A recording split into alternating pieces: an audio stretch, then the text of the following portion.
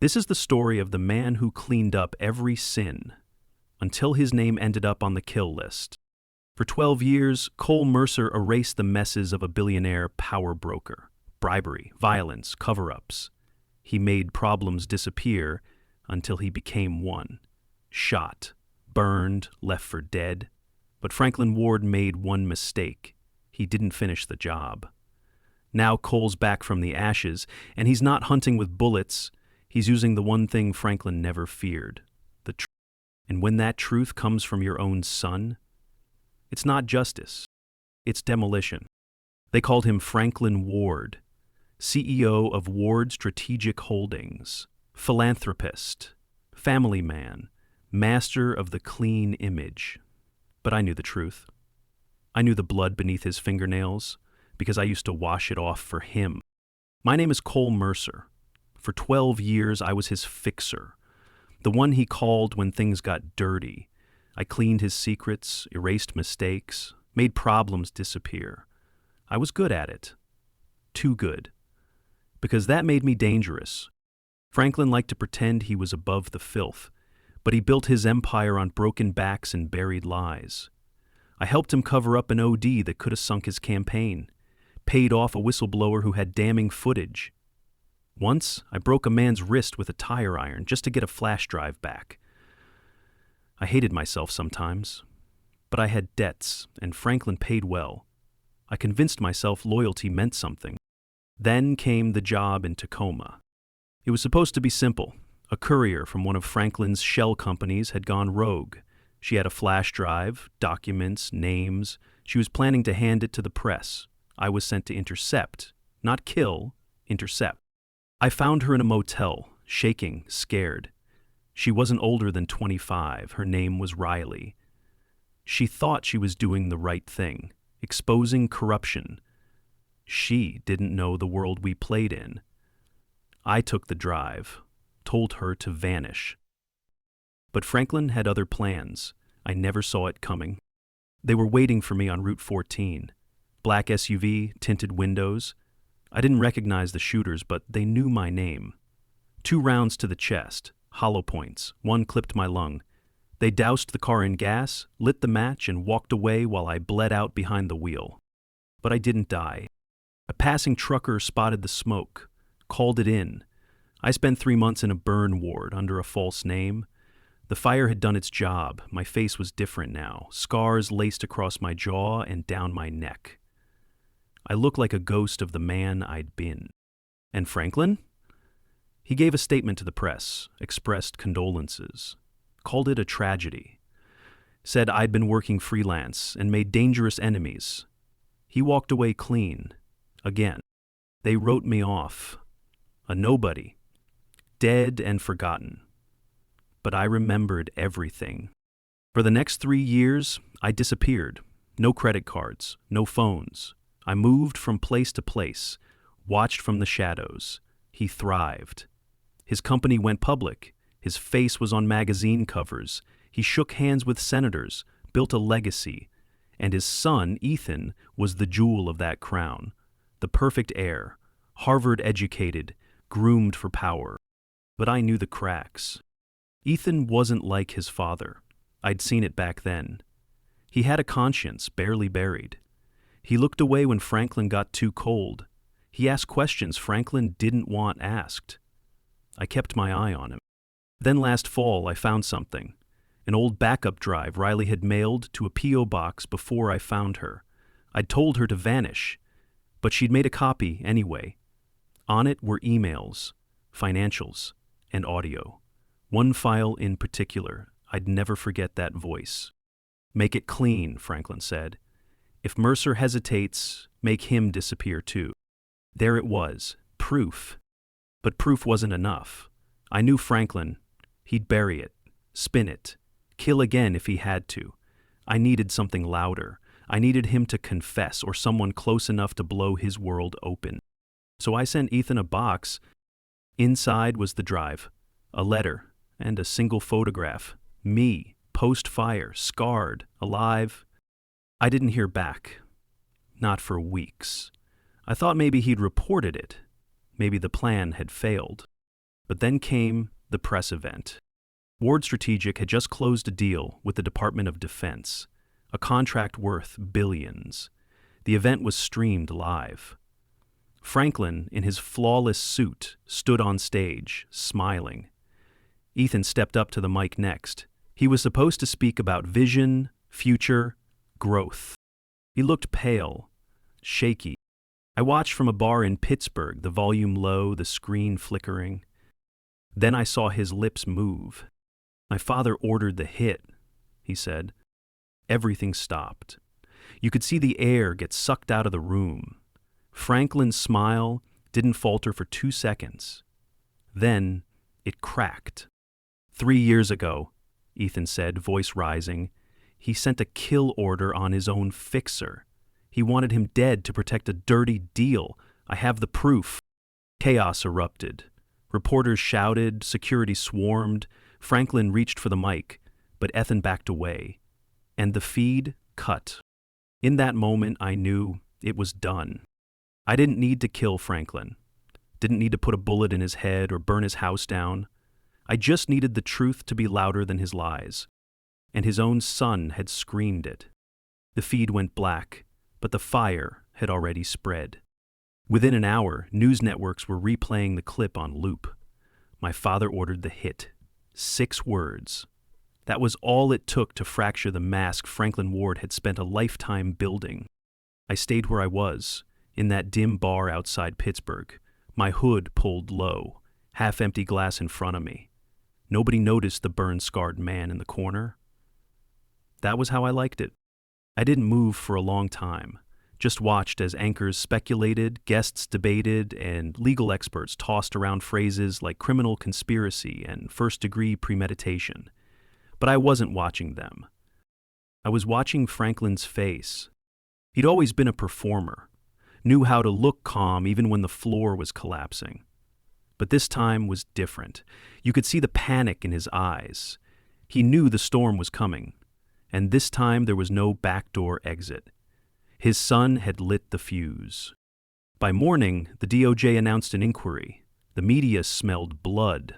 Protesters showed up outside Ward Strategic's glass headquarters with signs and cameras.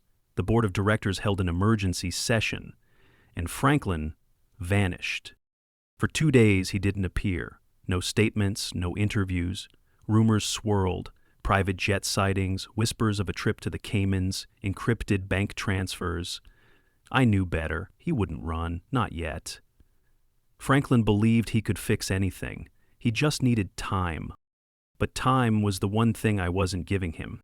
Had more than that flash drive. Riley had gathered more than just emails. There were paper trails, audio calls, even surveillance footage from a warehouse Franklin had ordered cleaned out. The same warehouse where 3 bodies were found years ago. Officially, the building had been demolished due to structural damage. Unofficially, Franklin had it set ablaze to destroy evidence. I packaged it all and mailed it to a federal investigator I knew by name but had never met. She'd been chasing Franklin's shell companies for years. Her name was Dana Cross. Her file was thick with dead ends, closed doors, missing witnesses. Until now. And I kept feeding her. Each day a new envelope. Anonymous. Each piece more damning than the last. Meanwhile, Ethan disappeared from the public eye. Some said he was in protective custody. Others said he'd gone to a clinic. I didn't reach out. Not yet. He'd done his part. It was time I made my way to Atlanta. That was where Franklin had hidden most of his roots. The real ones, not the fake past he fed the press. An old estate, not listed on any public records. Hidden behind miles of woodland. I knew it well. We'd dumped bodies there before. It was where the darkest things lived. I camped out nearby, watching. Men came and went, clean-shaven, suited, but a few weren't the corporate type. Military cuts, no necks, the kind of men you paid to silence loose ends. He was circling the wagons. I waited for nightfall and moved closer. No weapons, just a camera, long lens. Took photos of every face, every vehicle plate. Sent those to Dana. Every new piece tightened the noose. 3 days in, one of the guards found my tracks. They swept the woods. I slipped through trees, low and silent. They didn't see my face, but I saw something that told me Franklin was unraveling. He was in the greenhouse, alone, hands shaking as he poured whiskey into a coffee mug. The man who used to bark orders and break lives with a phone call was pacing like a cornered animal. I didn't smile. There was no joy in it, just cold satisfaction. Back in the city, cracks were turning into breaks. Investors pulled out, partners went silent, Franklin was subpoenaed. Ethan released a second statement through his lawyers, confirming the files were real. He said he feared for his life, said he was cooperating fully. And Franklin?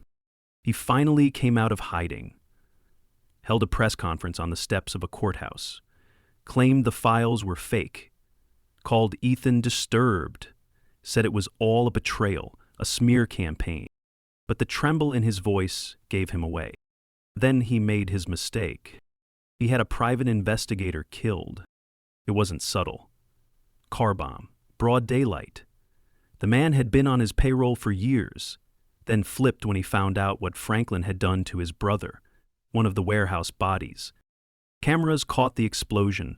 A second boom blew out storefront windows. 2 bystanders died. There was no spinning that. The FBI raided his estate the next morning. They didn't find Franklin, but they found enough to bury him for life. I watched the news in a motel in Virginia, a scarred hand clutching a cup of black coffee.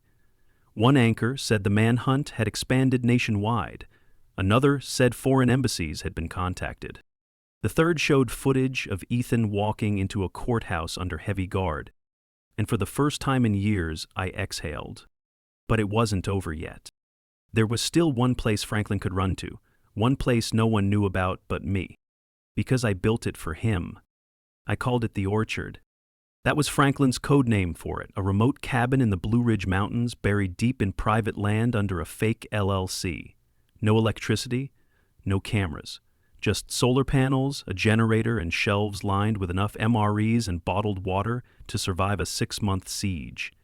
He had it built after the Tacoma deal went sour, just in case everything burned. Back then, he joked that if the world turned on him, he'd play the victim one last time, vanish, and let the news cycle choke on conspiracy theories. Now, he was actually doing it. I knew the trail to the Orchard. I'd driven it blindfolded once as a loyalty test. Now, I traced it alone in a battered pickup I'd bought in cash from a scrapyard in West Virginia. I carried one backpack and one pistol. The closer I got, the quieter everything felt. The trees swallowed sound, the roads turned to gravel, then to dirt. I parked half a mile out, walked the rest. No birds, no wind, just that old silent dread pressing in behind my ribs. When I reached the edge of the clearing, I saw the chimney smoke. Faint, controlled. He was here. I circled wide, watched from behind the tree line. He looked smaller. Franklin Ward, the man who'd once filled boardrooms with his voice, who could make senators sweat with a glance, was hunched over a rusted table, wearing a thermal jacket and torn slacks. He hadn't shaved. His hands trembled when he lit a cigarette. There was a pistol at his side. He wasn't alone. Across from him sat a man I didn't recognize.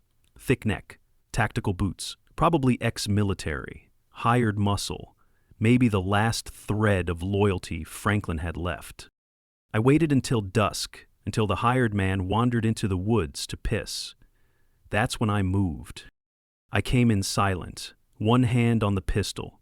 The door creaked as I stepped inside. Franklin turned, and for a long time we just stared at each other. "You're supposed to be dead," he said. I didn't answer. "You should be dead." He didn't reach for the gun. Maybe he didn't have it in him anymore. Or maybe he knew it wouldn't change anything. "I gave you everything," he said. "You were nothing when I found you. No one would have given you the chances I did. You tried to kill me. I had to. You went soft. You let her go. She wasn't a threat. Team had the drive. You had me shot." He stood.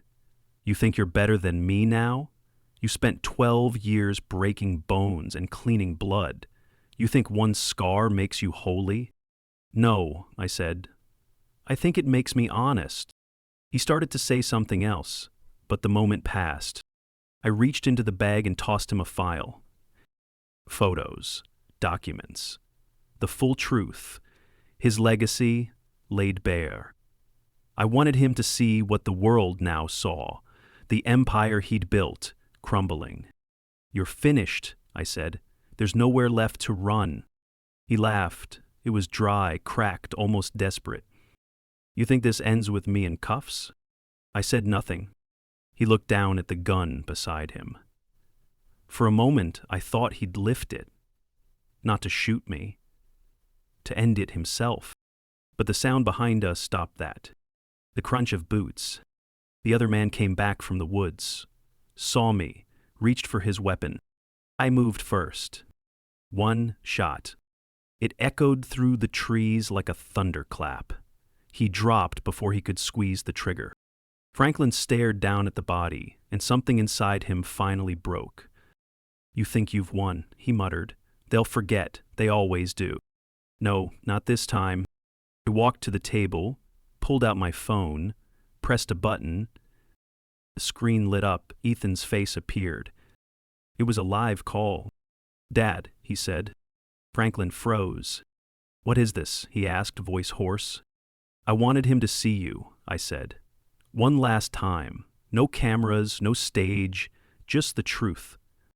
Ethan's eyes were rimmed red, but his voice was steady. You destroyed everything. I thought I could protect the name, the company, but you were the rot from the beginning. Franklin didn't respond. I gave them everything, Ethan said. The files, the accounts, the recordings. You're going to die in a cell. Franklin's face twitched. You ungrateful little... Save it, Ethan cut in. I'm done listening. I ended the call. Franklin didn't move, just stared at the floor like he could burn a hole through it. I left the phone on the table and walked out. Behind me, I heard a single gunshot. I didn't turn around. No one would find the body for weeks, maybe longer, but I'd already made arrangements. The GPS signal on the phone was live. When the authorities came, they'd find everything they needed. Evidence, the body, the final piece. I drove down the mountain in silence. No music, no victory.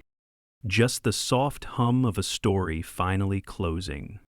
They recovered Franklin's body 4 days later. The news broke on every major outlet at once. Disgraced CEO found dead in mountain hideout. They showed drone footage of the orchard, now crawling with FBI agents in windbreakers and hazmat gloves. A body bag on a stretcher, a pistol recovered from the floor. The official line was suicide. The unofficial story, the one whispered in hallways and hinted at by analysts, was darker. That maybe he hadn't died alone, that maybe someone helped him disappear, or someone came to collect a debt. I watched the coverage from a room above a garage in Wilmington. Cheap motel, faded walls, but it was quiet. I wasn't surprised how fast the world moved on. In a week, the headlines shifted to new scandals, markets stabilized, shareholders regrouped. Ward Strategic Holdings was dismantled piece by piece. The DOJ stripped it for parts. Thousands of employees were absorbed into other firms. The empire was gone, but the machine churned on. Ethan testified before a Senate committee. I watched that too. He was pale but resolute. He answered every question, didn't flinch. When asked why he came forward, he said one thing. I couldn't keep lying for a man who killed the people who trusted him. He didn't mention me, not by name, but I saw it in his eyes. The weight, the guilt, the knowledge that the truth had a cost and he'd helped pay it. The final nail came from Dana Cross, the federal investigator I'd been feeding. She led the grand jury presentation, built the case from ashes and scattered teeth. She even tracked down Riley, alive, living under a new name in Canada. Riley gave a statement through her attorney, verified everything, the flash drive, the names, the emails. Riley asked not to be contacted again. I respected that. I stayed on the move, changed cities every few weeks, grew a beard, took night shifts at loading docks or scrap yards, quiet work, hands-on. I liked that. No lies, just effort and sweat. Some nights I still woke up choking on the smell of burning gas. I saw the motel again. Riley's shaking hands. Franklin's voice, cold and certain. Other nights, I dreamed of nothing. One afternoon, while unloading crates behind a warehouse in Knoxville, a man walked up. Well-dressed, clean shoes. He didn't look like a cop, but he carried that same quiet tension. "Cole Mercer?" he asked. I didn't answer. He nodded like he expected that. "Some people think you're dead. Others think you vanished. I don't care either way.